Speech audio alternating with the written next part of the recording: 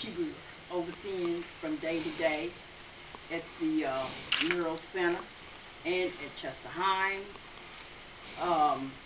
She had implemented a lot of programs there that was really benefiting the children. And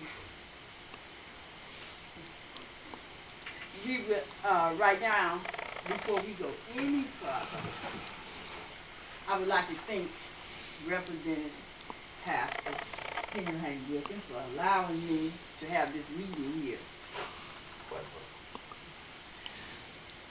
And right now we hear from Ms. Jerricka Kelly, who is representing Ms. Laura Hildreth. You want to hear from me? If I could speak for Ms. Hildreth, she was aware of this and she decided not to come. She wants to be still and be at peace. She is dealing with her termination. I do know that she is not fighting for her job back.